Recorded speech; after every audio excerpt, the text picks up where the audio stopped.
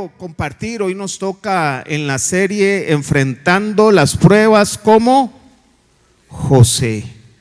¿Quiénes de aquí se levantan por la mañana y les ha pasado que cuando vuelven a ver a la par dice: hola, mi prueba, perdón, mi amor? Que ven al esposo, a un hijo, dice: esta es mi prueba, esta es la situación por la cual es el objeto de adoración, de oración, todos los días. ¿Quién le ha pasado eso? A mí no, porque ahí está mi esposa. Yo siempre digo: hola, mi amor, qué bendición tenerte a la par. ¿Quién ha visto eso? ¿O quién ha sentido eso? Porque las pruebas, cuando hace uno un inventario de las pruebas, casi la mayoría tienen que ver con miembros de la familia. Cuando usted da consejería matrimonial, se da cuenta que muchos de los problemas de los matrimonios no tienen que ver con la dinámica de pareja, sino con situaciones que no se ponen de acuerdo en la crianza de los hijos. Una mamá le dice no y el papá le dice que sí. A veces las pruebas más difíciles son aquellas que vivimos en el hogar. Mi esposa dice una frase, me dice: si usted y yo estamos bien, todo va a estar bien. Siempre me dice esa frase. Si usted y yo estamos bien, si hay enfermedad, si las cosas faltan, todo va a estar bien. Y es que la familia es una institución que Dios creó desde la fundación del mundo. Lo puso para que el ser humano habite en un hogar. En el hogar es donde la persona debe ser formada en valores morales, en valores espirituales, y la familia es el lugar donde se blindan todos sus miembros para que no salgan y sean influenciados por toda la dinámica externa que hay en el mundo. En sociedades autoritarias como Corea del Norte, he leído mucho acerca de este país, los hijos son extraídos de las familias para ser educados y adoctrinados por el Estado, de manera tal que los hijos sean capaces de denunciar a sus propios padres si les enseñan una filosofía contraria al régimen de Corea del Norte. Los hijos en Corea del Norte son capaces de denunciar y meter a la cárcel a sus padres. Hoy estamos viviendo también una situación muy difícil, que cada vez que avanza el tiempo estamos más cerca de el fin de los tiempos. Cada vez en Año Nuevo empezamos Año Nuevo y hacemos un inventario y ponemos: esos son mis propósitos de Año Nuevo. Y cuando revisamos los propósitos de Año Nuevo, el 90%, 80, 70% tienen que ver con propósitos de años anteriores que no he cumplido. Voy a hacer ejercicio. Usted ve los gimnasios, el primer trimestre cada año están repletos y después ya no. Cuando nosotros vamos al Rosario y estamos subiendo, ahí está toda la gente en bicicleta, pero particularmente en diciembre hay más haciendo presa ahí andando y andando y andando para que me queden los estrenos de diciembre. Pero a veces cuando vemos la mayoría de los propósitos en la vida no se alcanzan, no porque Dios no quiere, sino porque nos falta disciplina. En fin, la naturaleza nos enseña la norma o la regla de la manada. Los animales viven en manada, la mayoría de ellos, de manera tal que todos se protegen unos a los otros. Pero cuando un cachorrito se sale de la manada, ese cachorrito está en peligro de que un depredador se lo coma. De la misma manera, Satanás trabaja para sacar a los miembros de la familia de su manada, porque sabe él que si los saca de toda la influencia familiar cristiana, pueden ser presa fácil del enemigo, que dice la palabra de Dios que anda como león rugiente buscando a quien devorar. Así que en estos tiempos estamos con el desafío de formar familias poderosas, fuertes, que se blinden espiritualmente de manera tal que tengan el modelo contrario de lo que la Biblia profetiza que será la familia en los últimos tiempos. Mateo 10:21. El Señor Jesús dijo esto: el hermano entregará a la muerte al hermano y el padre al hijo. Los hijos se rebelarán contra sus padres y harán que los maten por causa de mi nombre. Todo el mundo los odiará, pero el que se mantenga firme hasta el fin será salvo.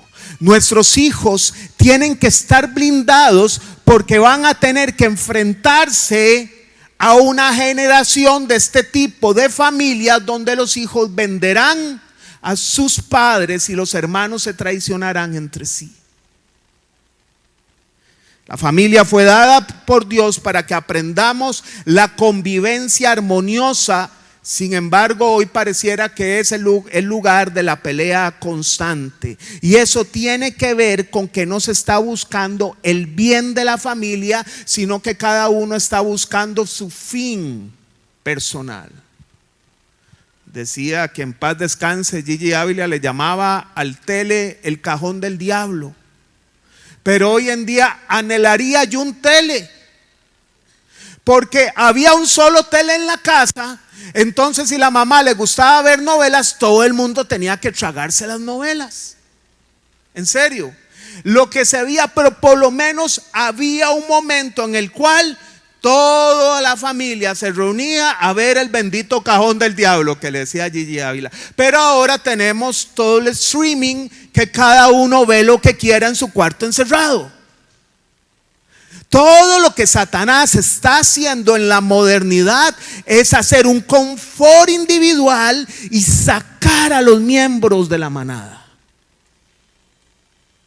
Pero sin embargo, el modelo de Dios es padres que se aman, hijos que se someten a los padres, padres que no sacan de quicio a los hijos. Y esto sucede cuando el amor reina. Y recordemos que amar es darse por los demás. Lo demás, como dice mi mamá, es paja.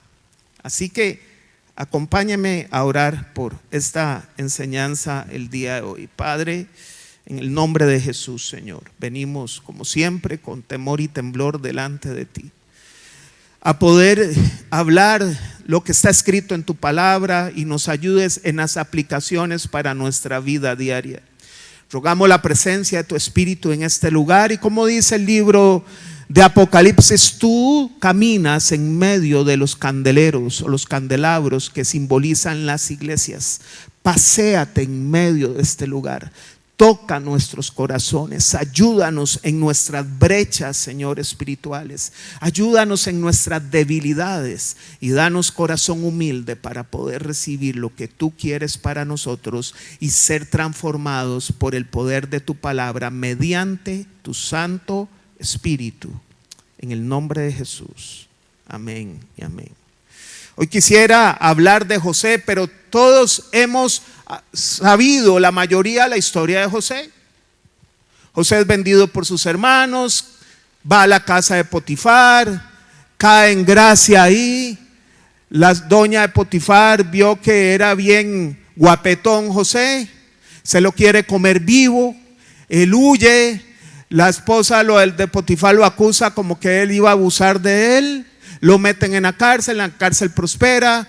Dios le da un sueño por algo sobrenatural, su situación cambia de la cárcel a segundo en el reino, y profetiza el Señor a través de él 7 años de abundancia, 7 años de hambre, y en los 7 años de abundancia la solución es aparten una quinta parte de las cosechas para que haya en los años de escasez, y esa es la historia. Pero hoy no me voy a enfocar en eso, sino hoy que me voy a enfocar en la familia de José. En eso de verdad. Vea, usted tiene familia a la par, vuelva a ver. ¿Alguna vez le ha visto con cara de prueba? o esa persona ha sido su prueba. Yo quisiera iniciar por el papá de José, Jacob, porque resulta que cuando nosotros nos casamos, mi hijo se casó ahora en diciembre, y yo llegué, no voy a llorar, no voy a llorar, es un día especial, no voy a llorar. Y no, hombre, sea tan bárbaro, tuve que tomar agua, estaba deshidratado. Pero usted, de verdad, usted dice que se parezca en todo lo bueno que puedo tener y todo lo malo que no lo repita. Pero cuando somos niños, ¿por qué se le enseña una lengua a un niño, un idioma extranjero? Porque es la edad ideal, porque él está aprendiendo español y asume la otra lengua extranjera como parte de la naturaleza de su aprendizaje y lo habla casi como que si estuviera hablando español. ¿Por qué? Porque todo lo que se aprende de niño es la programación cerebral que cuando llegamos a grande es muy difícil de quitar. Entonces a veces nos casamos y decimos, yo no voy a ser como mi tata. Y pasa un año de casado y la esposa le dice uno, igualito a su tata, ¿verdad? Porque decimos, fuimos programados, creemos que así son las cosas. Vea la familia de Jacob, el papá de José. ¿Dónde se creó el papá de José? Crió. Génesis 25, 28. Y el primer punto, son 4 puntos que quiero que usted se lleve para las pruebas familiares. El primero es, no repita las malas historias de su familia. No repita. Génesis 25, 28. Isaac, el abuelo de José, quería más a Esaú porque le gustaba comer de lo que él cazaba. Como todo hombre, se gana por la panza, qué vida. Pero Rebeca quería más. Ya desde ahí es un hogar distorsionado totalmente. Porque cuando un padre ama más a un hijo, el otro que no es amado detesta al padre y detesta al hermano más amado. Jacob vivió en una familia de favoritos. Abiertamente Isaac amaba más a Esaú y Rebeca amaba más a Jacob. Esto generó una ruptura en la relación de los hermanos. ¿Cuántos de los que estamos aquí podemos haber sentido esa diferenciación en casa? ¿Cuántos les ha pasado? ¿Cuántos recibieron mejores cosas, mejores tratos? ¿Cuántos se les obligaba a hacer menos quehaceres en la casa? ¿Cuántos han tenido serios resentimientos con los hermanos y los padres por preferencias? ¿Cuántos se esforzaron y los padres le dieron una recompensa menor a aquel que se esforzó menos? Eso pasa en muchas casas. Las injusticias que podemos percibir en nuestros hogares. El 24 de diciembre llegan los abuelitos y tienen todos los nietos, y un nieto abre ahí un carro control remoto carísimo, ¿verdad? Y a otro nieto le da un rojo en un sobre. En serio, eso pasa. Eso pasa. Eso sucede. Es decir, todo aquello en lo cual se me excluyó, cuando tenga un hogar con hijos, yo voy a decir, no lo voy a repetir. Sin embargo, nuestra tendencia humana es repetir las historias que vivimos. ¿Qué pasó en el hogar de José? Ya vimos el del papá. Génesis 37, 3 al 11. Israel, que es Jacob, ya Dios le había cambiado el nombre, amaba a José más que a sus otros hijos, porque lo había tenido en su vejez. ¿Qué hizo Jacob? Repetir la historia. No le sirvió todo el dolor de saber que el papá amaba más a Esaú. No le sirvió todo el dolor de haberse roto la relación con su hermano Esaú, sino que a pesar del dolor va a repetir la historia. Por eso mandó que le confeccionaran una túnica muy elegante, y viendo sus hermanos que su padre amaba más a José que a ellos, comenzaron a odiarlo y ni siquiera lo saludaban. Cierto día José tuvo un sueño, y cuando se lo contó a sus hermanos, estos le tuvieron más odio todavía. Pues dijo: préstenme atención, que les voy a contar lo que he soñado. Resulta que estábamos todos nosotros en el campo atando gavillas. De pronto mi gavilla se levantó y quedó erguida, mientras que las de ustedes se juntaron alrededor de la mía y se inclinaron ante ella. Sus hermanos replicaron: ¿de veras crees que vas a reinar sobre nosotros y que no vas a gobernar y que nos vas a gobernar? Y lo odiaron aún más por los sueños que él contaba. Después José tuvo otro sueño y se lo contó a sus hermanos y les dijo: tuve otro sueño en el que veía que el sol, la luna y 11 estrellas se inclinaban ante mí. Cuando se lo contó a su padre y a sus hermanos, su padre lo reprendió. ¿Qué quieres decirnos con este sueño que has tenido?, le preguntó. ¿Acaso tu madre, tus hermanos y yo vendremos a postrarnos en tierra ante ti? Sus hermanos le tenían envidia, pero su padre meditaba en todo esto. Dos cosas pasaron. Jacob amaba más a José, eso creó ruptura. Además le demostraron por el regalo que le dio. Mientras le daban un Levi, los demás iban ahí al Bambú, a Pacaloca o no sé. Todos hemos ido, yo me he topado gente de ustedes ahí, sean mentirosos. Y les generó ahí un gran dolor. Es más, yo me atrevería a decir que en la sociedad de hoy, muchos matrimonios, hay padres que le dan mejores cosas a sus hijos que a la esposa, o madres que le dan mejores cosas a los hijos que al esposo. Ábranos regalos. Y posiblemente gastaron, si los dos trabajan, un hijo un regalo, y entre ellos se dieron las obras. Y ya ahí estamos distorsionando el lugar, porque primero es el cónyuge. Porque ninguno de sus hijos es uno solo con usted. Solo su esposa, su esposo, nada más. Y cambiamos toda la dinámica de familia.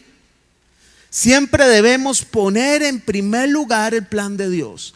Esa fue una cosa. Y la otra, Dios le dio un sueño a José.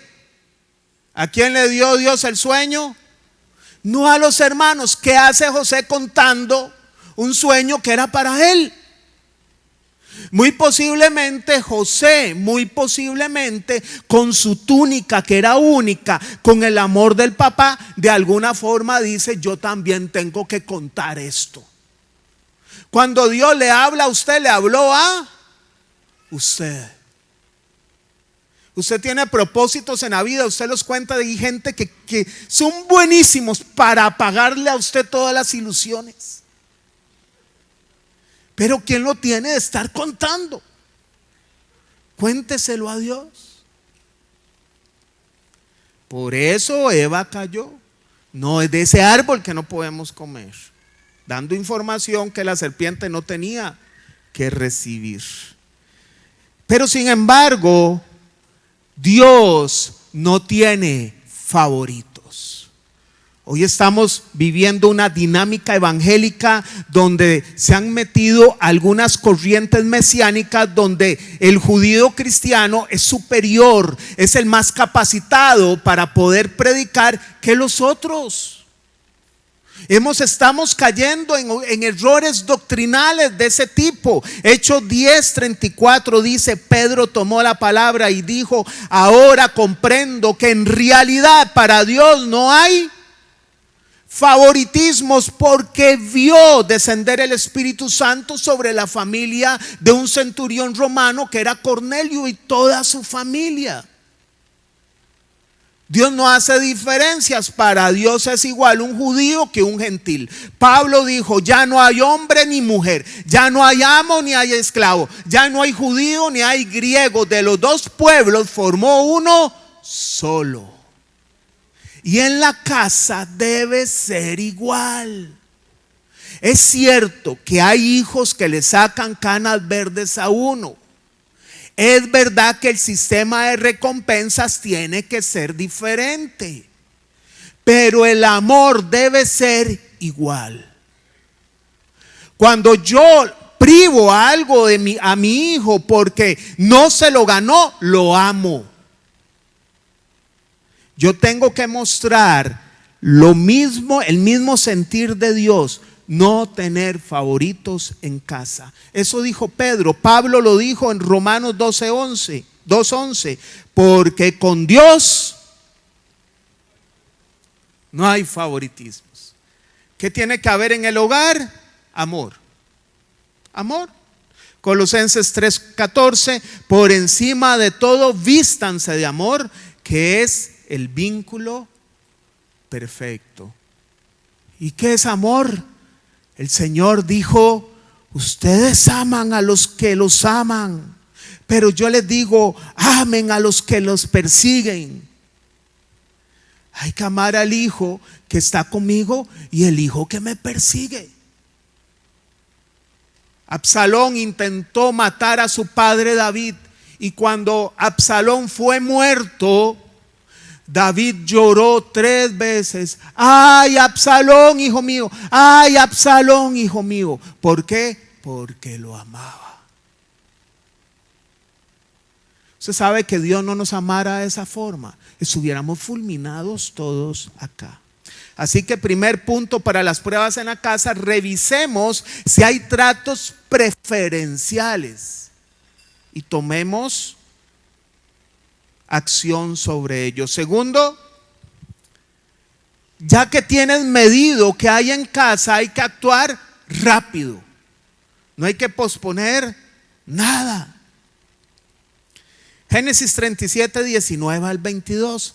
Gracias a Dios, de los 12 hermanos surge uno sabio, además de José.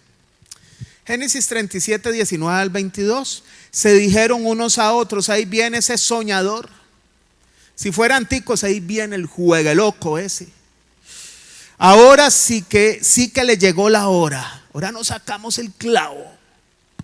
Vamos a matarlo y echarlo en una cisterna. Vea, cuando alguien planifica el pecado, lo planifica con otros pecados.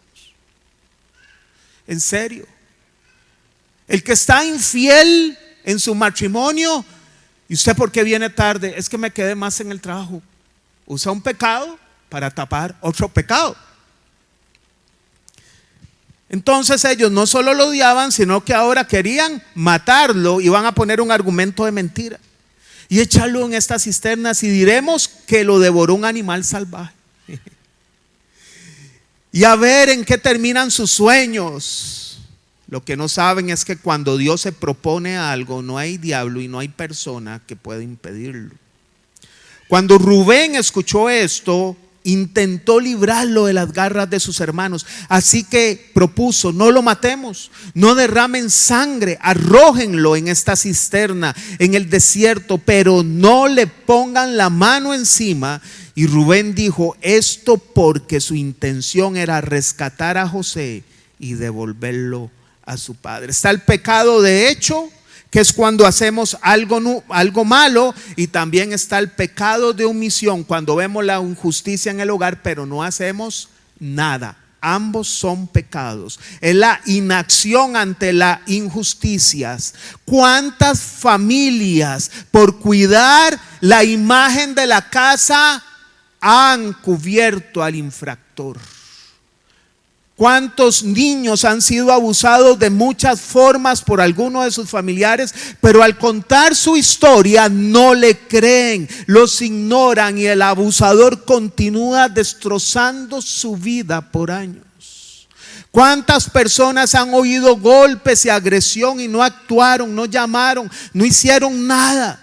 Allá en el barrio una vez agarraron 2, ¿verdad? Yo, Paola, nosotros nos hemos agarrado, pero ya eso se salió de control.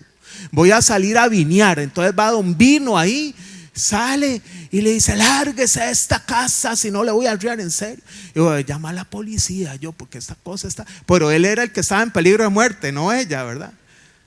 Pasa la policía y me dice: Pau, ¿qué le dijeron? No, que se habían oído una señora gritona. Y yo dije: aquí hay una, pero no es ella. Pero de verdad hay que hacer algo. Hay que hacer algo, porque al final los visita el OIJ para ponerle una sábana blanca al cuerpo. Muchas veces habrá en casa alguien que piense que solo él existe, y si en una familia hay agresión, hay que actuar rápido. Y a las mujeres les digo: sumisión no es lo mismo que agresión. A veces dicen: es que tengo que someterme a mi esposo, y el esposo ni siquiera le da para un desodorante, le da la tapa de un limón agrio. En serio, se acostumbraron creyendo que es así, y eso se llama agresión. Y le voy a decir, porque hasta los animales cuidan a sus cachorros. Tóquele un cachorro a una leona. Hay violencia física. Juan 13:34 dijo el Señor: este mandamiento nuevo les doy, que se amen los unos a otros, así como yo los he amado, también ustedes deben amarse los unos a los otros. No agarrarse, amarse. Amarse. Violencia psicológica. ¿Cuántos han recibido? No recibieron un manotazo, pero les dijeron: usted no sirve para nada. Proverbios 10:11: fuente de vida es la boca del justo, pero la boca del malvado encubre violencia. Hay violencia contra los desvalidos.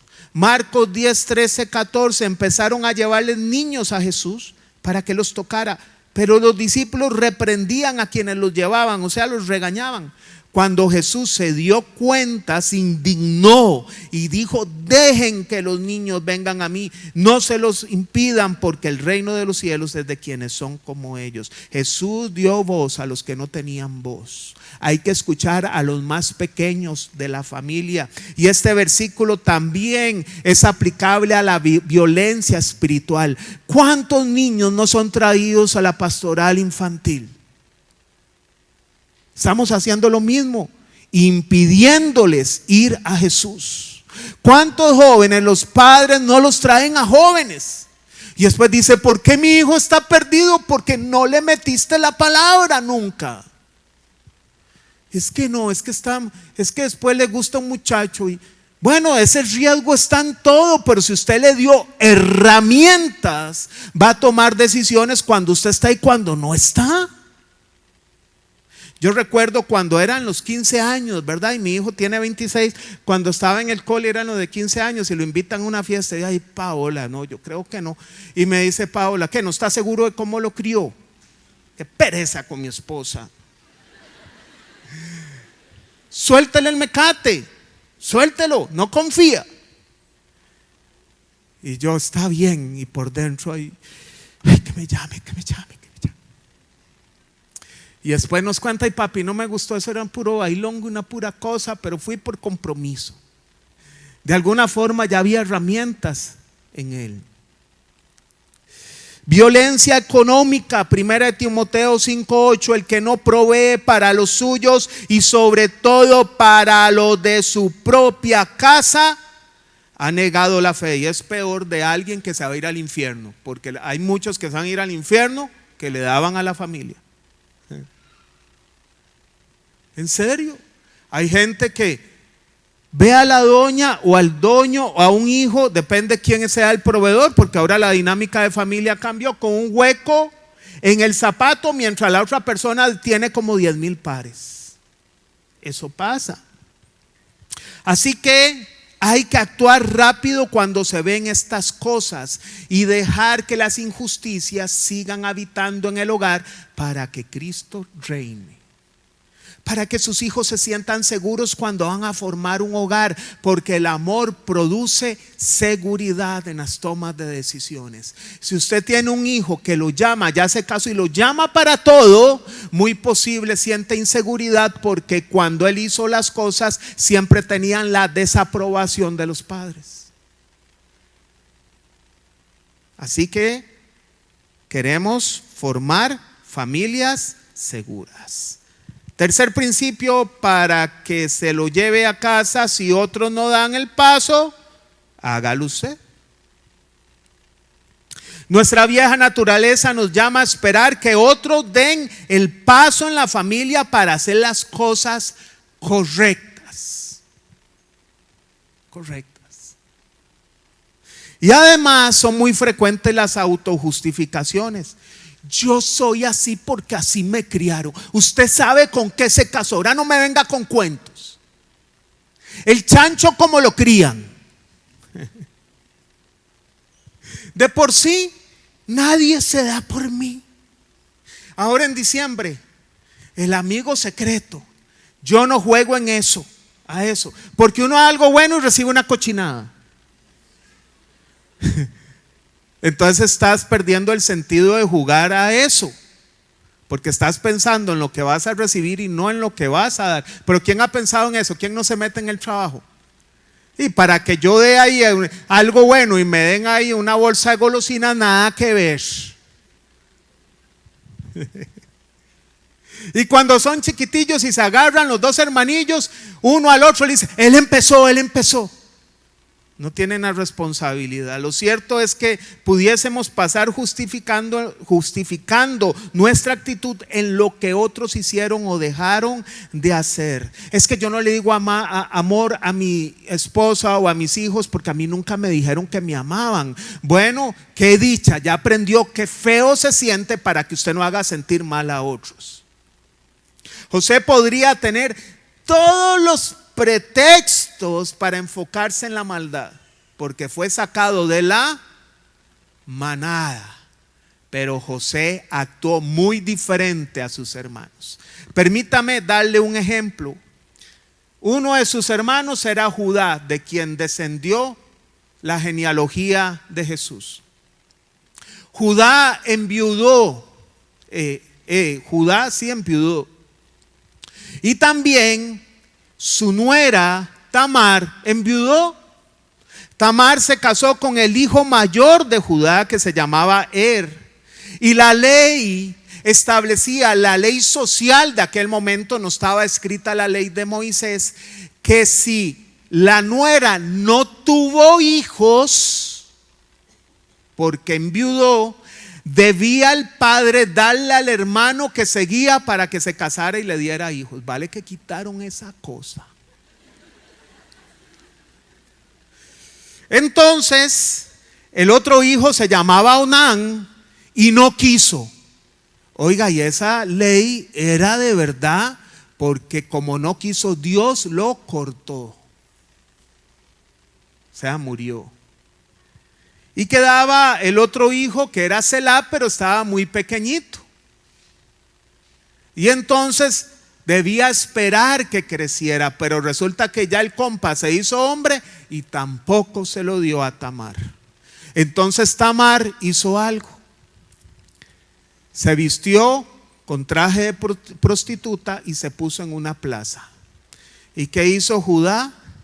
Judá venía del último día del duelo porque había muerto su esposa. Oiga, si a usted se le muere la esposa y usted está en duelo y entra a trabajar y le dieron unos días según el trabajo porque murió la esposa, usted entra cabizbajo, desanimado. Usted se le puede poner la mujer más hermosa que usted la ignora, su corazón está, pero Judá estaba desesperado. Seguro está hoy, que termine este duelo, que termine. Dice Génesis 38, 15 al 18, cuando Judá la vio con el rostro cubierto, la tomó por una prostituta, no sabiendo que era su nuera. Se acercó a la orilla del camino y dijo: deja que me acueste contigo. Oiga, ni siquiera, ¿cómo hago? Quiero acostarme con usted, estoy desesperado.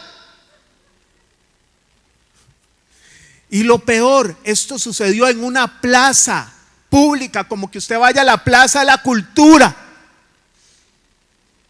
Todo el mundo lo ve.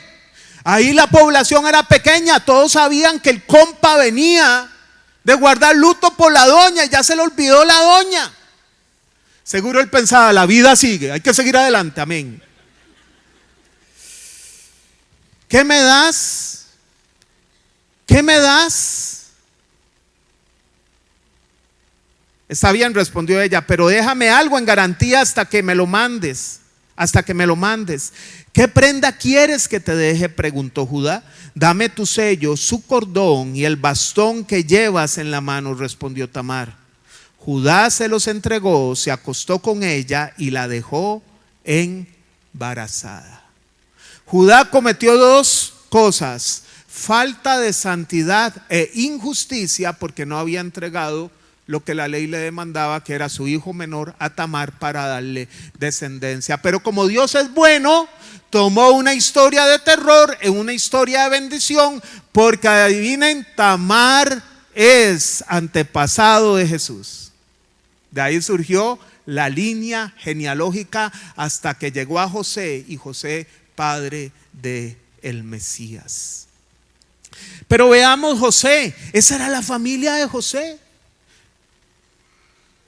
Terrible. Fue una familia que Dios usó para formar la nación de Israel, pero para nada era la familia perfecta. Dios toma imperfectos para trabajar en ellos. Pero ¿qué pasó con José? José no estaba en una plaza pública, estaba en la casa con la patrona y nadie lo veía. ¿Y qué pasó? Génesis 39, 6 al 10. Por esto Potifar dejó todo a cargo de José y tan solo se preocupaba por lo que tenía que comer. José tenía muy buen físico y el compa era guapo. Después de algún tiempo, la esposa de su amo empezó a mirarlo con deseo y le propuso: puro Judá, acuéstate conmigo. Pero José no quiso saber nada, sino que contestó: mire, señora, mi amo ya no tiene de qué preocuparse de nada en la casa, porque todo me lo ha confiado a mí. En esta casa no hay nadie más importante que yo. Mi patrón no me ha negado nada excepto usted, que es su esposa. ¿Cómo podría yo cometer tal maldad y pecar así contra Dios? Y por más que ella lo acosaba día tras día para que se acostara con ella y le hiciera compañía, José se mantuvo firme en su rechazo. Esto al final resultó en una injusticia, porque ella pega gritos que José quiso abusar de ella. José es metido en la cárcel, pero el corazón de José estaba en que Dios está aun cuando nadie me ve. No se escudó en cómo lo hacía la familia, sino que él era responsable de su propia vida espiritual. Es decir, era el mismo en público que en privado. ¿Tenemos las mismas conversaciones en la iglesia y fuera de la iglesia? ¿Hay alguien aquí que esconde el celular y se va al baño a revisar un mensaje? Ojo, cuidado. Yo estaría frito porque yo casi no contesto mensajes. Y un día me escriben: gracias por contestarme, muy bonita la respuesta. Y recibo yo: Paola, es que ahí tiene, falta de educación. Sí, mi amor, yo lo iba a contestar. Así que José estaba en un lugar privado donde estaba solo él y la mujer, pero él huye del pecado porque de las tentaciones se enfrentan todas, pero de la tentación sexual se huye, porque si no caemos redonditos todos. Sale uno corriendo. Pablo lo dijo a Timoteo: huye de las pasiones, no las enfrente. Venga, desnúdese a ver qué tan fuerte soy. No, usted sale corriendo. Igual que José. Aunque los miembros de la familia no hayan hecho bien, no tengan indicios de arrepentimiento, de alguien debe ponerse a la brecha por la familia, hacer las cosas correctas, aunque lo critiquen, aunque le digan hipócrita, fariseo, no importa, póngase a la brecha. Dios necesita solo de una persona para restaurar una familia.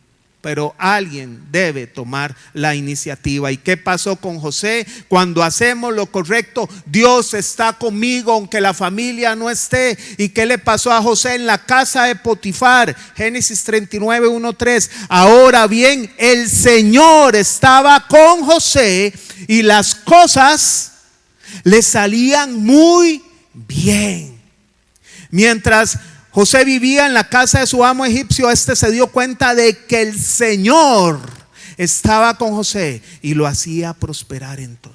Y en la cárcel, Génesis 39, 23, como el Señor estaba con José y hacía prosperar todo lo que él hacía, el guardia de la cárcel no se preocupaba de nada de lo que dejaba en sus manos. Y en el palacio de Faraón luego dijo a José: puesto que Dios te ha revelado todo esto, no hay nadie más competente y sabio que tú. ¿Por qué? Porque Dios le reveló a José, no a otro. Quedarás a cargo de mi palacio y todo mi pueblo cumplirá tus órdenes. Solo respecto al trono yo tendré más autoridad que tú. Las pruebas se llaman pruebas porque son exámenes para ver si las pasamos. Y José estaba pasando la prueba en la casa de Potifar, en la cárcel y en el palacio de Faraón, y Dios utilizó un evento sobrenatural para cambiar su situación, así, de esclavo a segundo en el reino. A veces nosotros decimos: ¿cómo salgo de este embrollo? ¿Cómo hago? ¿Hago cuentas si es algo financiero? ¿O cómo puedo curarme esto? La fórmula es la misma: busquen el reino de Dios y su justicia y todas las demás cosas serán. Pero vivimos una sociedad que buscamos las cosas y a Dios lo dejamos en el último lugar de la agenda, en otras iglesias. Y en la familia, al final, Génesis 48, 21 al 22, finalmente Israel dijo a José: yo estoy a punto de morir, pero Dios estará con ustedes y los hará volver a la tierra de sus antepasados. Y a ti, que estás por encima de tus hermanos, te doy Siquem, tierra que arrebaté de los amorreos con mi espada y con mi arco. Toda la familia de José reconoció en José que Dios estaba con él. Le cuento algo triste. Jacob era el favorito de Isaac. José era el favorito de Jacob. Y José tuvo dos hijos, Manasés y Efraín. Y José se enojó porque Jacob bendijo a uno y no al otro. ¿Qué estaba haciendo en ese pequeño detalle José? Estaba medio repitiendo la historia. ¿Ve qué difícil es cuando nos programan? Por eso hay que renunciar. Antes le decían a uno en el lenguaje pentecostal: renuncia a las maldiciones ancestrales. Pero hay cierta verdad en eso. Hay que renunciar a formas de crianza que no eran las correctas, y alguien tiene que cambiar el destino y el legado de la familia. Y el último punto para que se lleve a casa: hay que dejar el pasado atrás y abrazar el perdón. Casi que el 31 y el 24 es los lugares donde se ve toda la familia. O cuando alguien muere en un velorio, ¿verdad? Uno ve gente que usualmente no visita. Y a veces van por compromiso, pero a veces van y termina mal porque no van para buscar la unión, sino para sacarse el clavo. Yo hace muchos años, a mi mamá la amo muchísimo, una mujer de Dios. Cumplió 85 años esta semana, 86, perdón. Pero al principio yo llegaba y me decía, viera a su hermano. Entonces un día me paré y le dije, vea mami, así como usted me está dando quejas de mi hermano, seguro cuando yo no estoy, hablará de mí. Entonces hagamos algo, cuando yo venga no hable de mis hermanos. Que huele más malcriado, ¿verdad? Pero a veces también, todo el liderazgo es vertical y horizontal y en todas las vías. ¿Qué pasó al final de la historia? Usted sabe que José se topa a sus hermanos, no los reconocen a él, deja uno ahí encarcelado, no se da a conocer, los hace sufrir un poquito, ¿verdad? Los acusa de un robo, etcétera. Monta la cosa, pero lo que quería es que el padre llegara a casa, a Egipto también. Y Génesis 45, 3:11 dice, yo soy José, declaró a sus hermanos, ¿vive todavía mi padre? Pero ellos estaban tan pasmados que no atinaban a contestarle.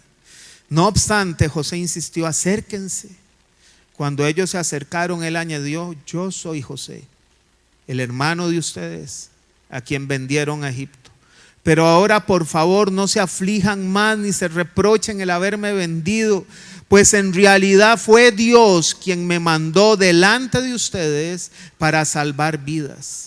Desde hace 2 años la región está sufriendo de hambre y todavía faltan 5 años más que no habrá siembras ni cosechas. Por eso Dios me envió delante de ustedes para salvarles la vida de manera extraordinaria y de ese modo asegurarles descendencia sobre la tierra.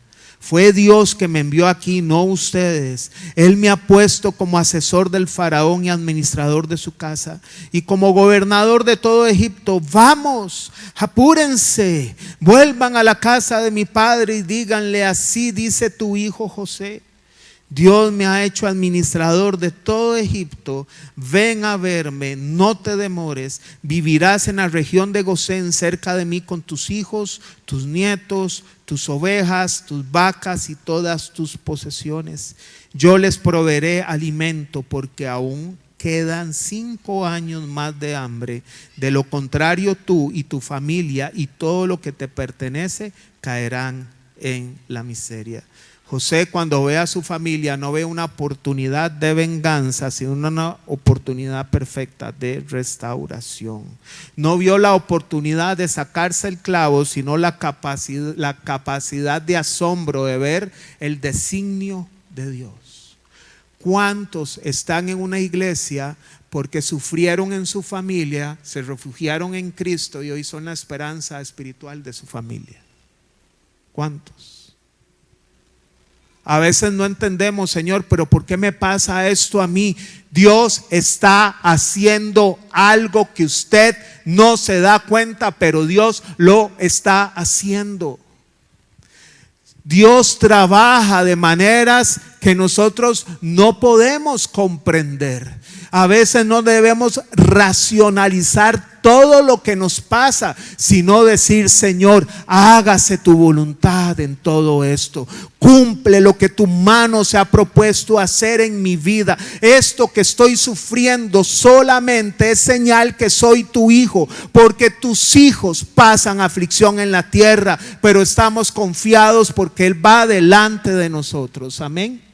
¿Puede ponerse de pie, por favor?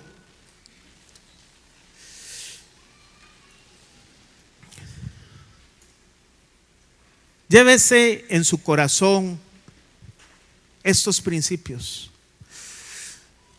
No abrace el dolor, no viva en el pasado.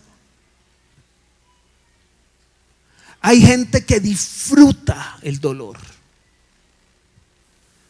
que siempre es que a mí nunca me quisieron. No abrace el dolor, salga de esa cárcel. Dios lo hizo a usted para que ande de gloria en gloria, dice la Biblia. La senda del justo es como la luz de la aurora que va en aumento hasta que el día es perfecto. Eso no es fantasía ni es una palabra para animarle el corazón, es una realidad, porque está en la Biblia. Dios le dijo a Israel: yo te he puesto por cabeza y no por cola. Salga del dolor, porque cuando abrazamos el dolor estamos viviendo en la cárcel de una persona que nos metió ahí, y solo usted puede decidir salir. Lo otro, acuérdese de José: usted nunca está solo, Dios está con usted. Pero ¿cómo, Señor? Esa doña me dijo que me acostara y yo salí huyendo, y lo que me gano es estar en una cárcel. Dios está construyendo algo bueno, pero primero nos prepara el corazón. No está esperando que otros actúen. Actúe usted. No está esperando que pida perdón. Procure usted ir a arreglar la situación. El Señor Jesús dijo: si tu hermano peca contra ti, ve solo, hazle ver tu falta. Si te escucha, habrás ganado a tu hermano. Vaya no para ganar, vaya para restaurar la relación. Y actúe rápido para detener la injusticia. No se quede callado ante la agresión en su casa. No se quede inactivo ante lo que está pasando en su casa, que usted puede estar pasando violencia emocional, psicológica, física, material. No se quede en inacción, porque peca el que lo hace, el agresor, como aquellos que no hacen nada. Y lo último, no procure sacar la viga del otro. Saquémonos nosotros la viga primero. Revisémonos. Las pruebas están, pero Dios no va a dar una prueba más grande, más allá de la que podamos soportar. Si no, dijo Pablo, quedará también juntamente con la prueba la salida. Deuteronomio 30, el Señor a través de Moisés le dice al pueblo de Israel: yo te mando a hacer estas cosas que no son difíciles de cumplir. Y aunque no eran difíciles, nadie pudo, y vino Jesús a morir.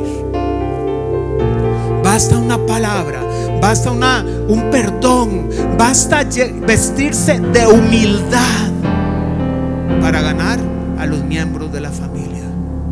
Las pruebas son duras, pero cuando nosotros actuamos en las soluciones que Dios nos propone, las pasamos así. Amén. Y vamos a orar por la familia. Así que si usted tiene a su familia a la par, abrácelo.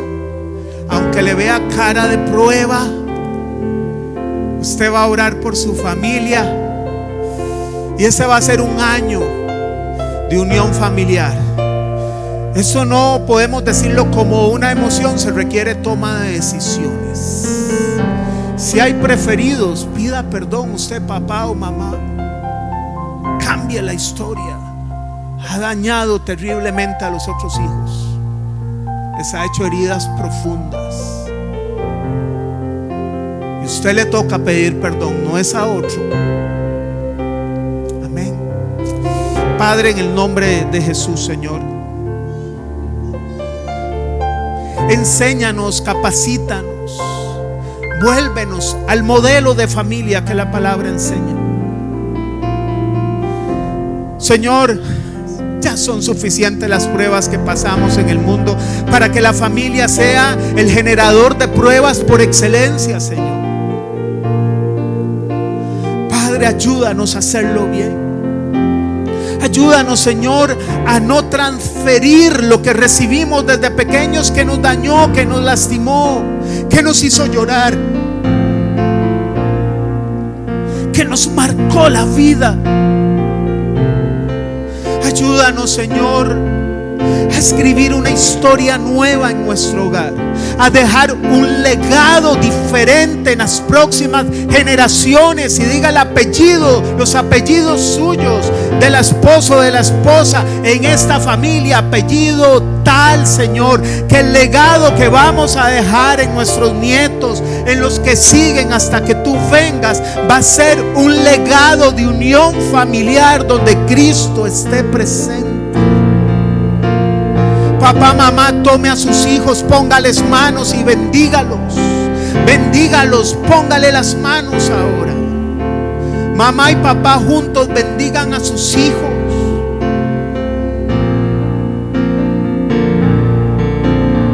Bendito seas al levantarte, bendito seas al acostarte, bendito todo lo que emprendas, que todo lo que tu mano haga el Señor lo prospere, que nunca pidas prestado, que puedas salir adelante, que el Señor te conceda un esposo, una esposa lleno del poder del Espíritu, donde te sientas con seguridad física, emocional, financiera, espiritual.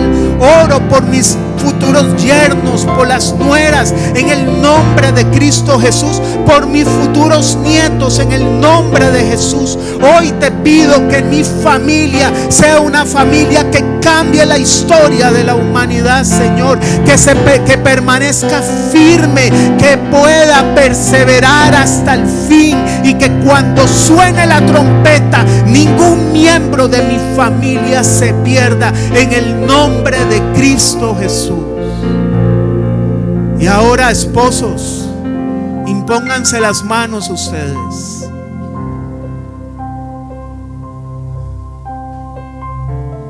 Si se han lastimado, con mucha más razón. Cuando usted habla mal de su cónyuge, está hablando mal de usted mismo, porque son una sola carne. El que aborrece a su cónyuge se aborrece a sí mismo. Y diga: bendigo a mi esposo, a mi esposa. Señor, todo lo que no te agrada de nosotros, todo lo que yo he hecho y ha lastimado a mi cónyuge, yo te pido perdón. Yo te pido que desarraigues todo ese aprendizaje que no era correcto, e implantes tu diseño, tu voluntad, tu forma, tu cómo. Si usted es el esposo, dígale: Señor, que pueda amar a mi esposa como Cristo amó y se entregó a la iglesia. Y esposa, diga: así como mi esposo me va a amar, que yo pueda respetarlo, Señor. Cuando sus hijos crezcan, van a creer que el matrimonio es bueno y no van a andar en unión libre. Vale la pena casarse. Padre, bendice estas familias hermosas, Señor. Este año sea muy restaurativo, sea un año lleno de construcción de puentes y no de derribarlos. Que sea un año de corazones humildes. Ayúdanos en nuestras debilidades. Sigue limando nuestro orgullo, Señor. Sigue trabajando en nuestras vidas. Levante sus manos, permítame para terminar orar. Que este año sea un año de bendición para ellos. Padre, mira los anhelos de sus corazones, Señor. Mira aquello por el cual te han pedido en secreto, con lágrimas, con desespero. Aún aquellas oraciones que han dejado de hacerse porque ha pasado tanto tiempo y parece que no hay respuesta. En el nombre de Cristo Jesús, Señor, tú que eres un Padre bueno y misericordioso, que escucha las oraciones de tus hijos, Señor. Por favor, Padre, extiende tu mano bondadosa sobre cada una de esas peticiones en el nombre de Cristo Jesús. Por lo demás, llévanos con bien a nuestros hogares. Que tengamos esta semana, si no has venido, jornadas productivas, Señor. Y que tu paz reine en cada uno de nuestros hogares. En el nombre de Cristo Jesús. Amén y amén. Que el Señor los bendiga.